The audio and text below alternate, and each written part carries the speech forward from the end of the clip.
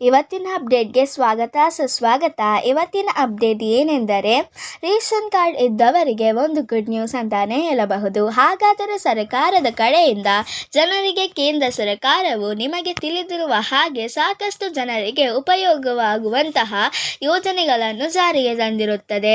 ಅದೇ ರೀತಿಯಾಗಿ ನಿಮ್ಮ ಹತ್ತಿರ ರೇಷನ್ ಕಾರ್ಡ್ ಏನಾದರೂ ಇದ್ದರೆ ಅದರ ಮುಖಾಂತರ ನೀವು ಒಂದು ಯೋಜನೆಗೆ ಅರ್ಜಿ ಸಲ್ಲಿಸಬಹುದಾಗಿದೆ.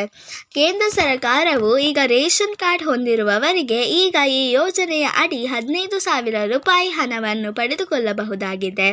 ಹಾಗಾದರೆ ಈ ಯೋಜನೆ ಯಾವುದು ಎಂದು ನಾನು ತಿಳಿಸಿಕೊಡುತ್ತೇನೆ. ಅದಕ್ಕಿಂತ ಮುಂಚೆ ಯಾರೆಲ್ಲ ನಮ್ಮ ಚಾನಲನ್ನು ಸಬ್ಸ್ಕ್ರೈಬ್ ಮಾಡದೇ ನೋಡುತ್ತಿದ್ದಾರೋ ಪ್ಲೀಸ್ ನಮ್ಮ ಚಾನಲ್ಗೆ ಸಬ್ಸ್ಕ್ರೈಬ್ ಮಾಡುವುದನ್ನು ಮರೆಯಬೇಡಿ.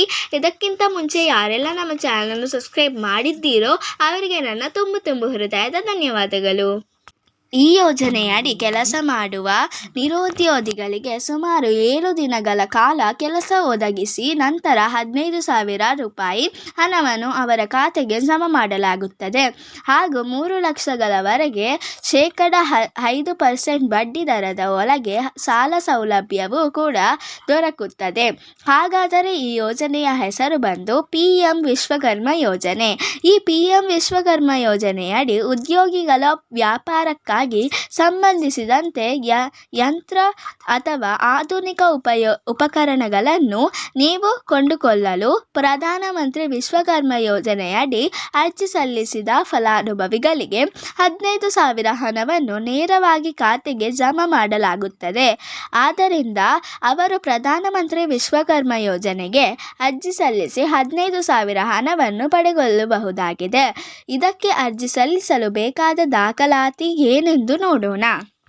ಆಧಾರ್ ಕಾರ್ಡ್ ಹೊಂದಿರಬೇಕು ಮತ್ತು ಉದ್ಯೋಗದ ಪ್ರಮಾಣ ಪತ್ರ, ಬ್ಯಾಂಕ್ ಪಾಸ್ಬುಕ್, ಅರ್ಜಿದಾರರ ಫೋಟೋ, ಮೊಬೈಲ್ ನಂಬರ್ ಮತ್ತು ರೇಷನ್ ಕಾರ್ಡ್ ಇಷ್ಟು ದಾಖಲೆಗಳನ್ನು ತೆಗೆದುಕೊಂಡು ಆನ್ಲೈನ್ ಸೆಂಟರ್ಗೆ ಹೋಗಿ ಪ್ರಧಾನಮಂತ್ರಿ ವಿಶ್ವಕರ್ಮ ಯೋಜನೆಗೆ ಸುಲಭವಾಗಿ ಅರ್ಜಿ ಸಲ್ಲಿಸಿ 15,000 ರೂಪಾಯಿ ಹಣವನ್ನು ಪಡೆಯಬಹುದಾಗಿದೆ.